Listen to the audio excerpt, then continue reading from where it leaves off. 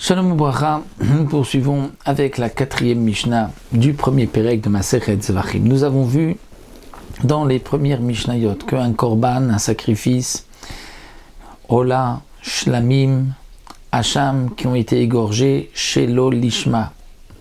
On a dit au moment qu'on a égorgé pour un autre korban. Pour un korban, on a un korban Shlamim, on a dit korban Ola. On a un korban Ola, on a dit korban Shlamim, le korban est kasher, mais le propriétaire ne s'est pas acquitté de son obligation. Si c'est un korban Pesach ou un korban Khatat, le korban est pasoul. Et nous avons mentionné dans la première Mishnah que c'est pas seulement au moment de la Shrita, mais même au moment où on récupère le sang, la Kabbalah, au moment de la Holacha, où on amène le sang vers le Mizbeach, au moment de la Zrika, on va asperger ce sang.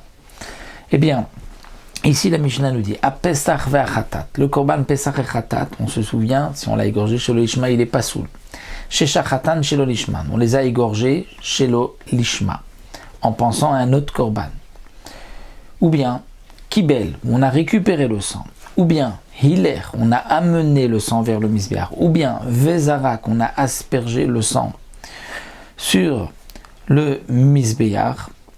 S'il y a une de ces 4 avodotes, Shrita, Kabbalah, Holacha ou Zrika, chez l'Olishman, qui a été faite chez l'Olishma, le korban n'est pas soul. Ou bien, Olishman ve chez l'Olishman, ou chez l'Olishman ve l'Ishman.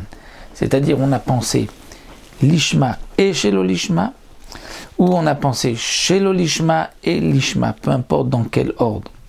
C'est-à-dire qu'on a fait une avoda en pensant à 2 choses, l'Ishma et chez l'Olishma, ou chez l'Olishma et l'Ishma, peu importe dans quel ordre, c'est pas soul. Donc, Ketzad l'Ishman ve chez l'Olishman, qu'est-ce que cela veut dire l'Ishma et chez l'Olishma? La Mishnah nous dit, l'Eshem Pesach, l'Eshem Shlamim. On a un korban Pesach et on a pensé, je l'égorge pour Pesach et pour Shlamim. Ou chez l'Olishman ve l'Ishman, c'est le contraire, j'ai pensé d'abord Shlamim et après pour Pesach, l'Eshem Shlamim, l'Eshem Pesach.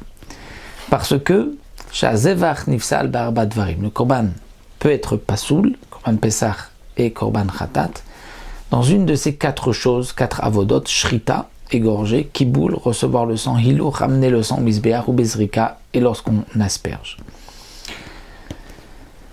Donc dans ces 2 korbanot, Pesach et Khatat, le korban est pasoul. Si c'est un autre korban, comme Ola, comme Shlamim, nous avons vu que le korban est kasher, mais le propriétaire ne s'est pas acquitté de son obligation. Et donc le din est le même, si dans une des 4 avodot on a pensé l'Ishma ve chez l'Olishma, ou chez l'Olishma ve l'Ishma, peu importe lequel on a dit en premier. Rabbi Shimon Marshir Baïlour. Rabbi Shimon dit, si au moment où tu as amené le sang, de l'endroit où tu as égorgé le sacrifice, tu as récupéré le sang jusqu'au Mizbeach, si tu as amené le sang et que tu as pensé à un autre korban, eh bien c'est kasher. Pourquoi? Tu as un korban khatat et tu as pensé à un autre korban dans le hilour, c'est kasher, pourtant c'est une des 4 avodot. Eh bien, il y a Rabbi Shimon, nommé Rabbi Shimon disait, il y a 3 avodot parmi ces 4 qu'on ne peut pas éviter. On est obligé d'égorger la bête, on est obligé de récupérer le sang, on est obligé d'asperger le sang. Donc si dans une de ces avodot tu as pensé chez l'Olishma, c'est pas sous aval, le hilour, efchar, chez l'obéhilour, on aurait pu éviter d'amener le sang vers le Mizbeach. Comment?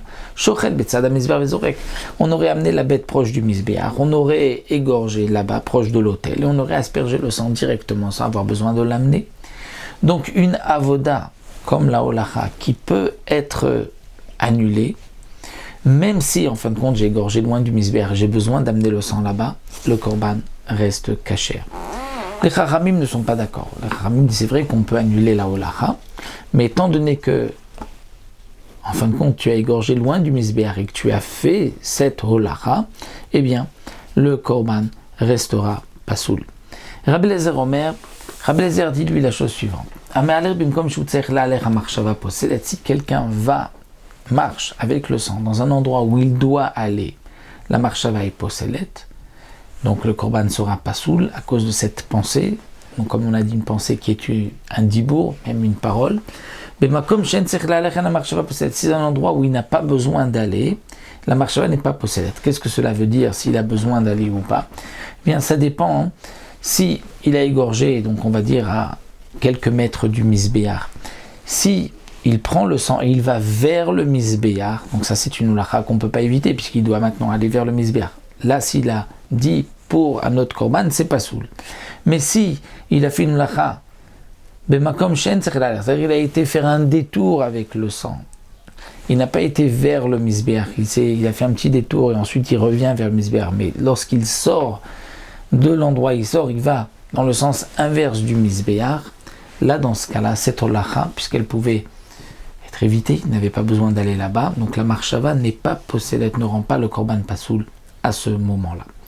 Donc bien sûr, la halacha, comme précise le Barthénora, n'est ni comme Rabbi Eliezer, ni comme Rabbi Shimon, mais la pensée, le dibour, la parole de Shelo Lishma rend pasoul pour le Pesach et le Khatat dans les 4 avodot que nous avons vus, la Shrita, la Kabbalah lorsque je récupère le sang, la Holacha lorsque j'amène le sang vers le misbéar et la Zrika lorsqu'on asperge le sang.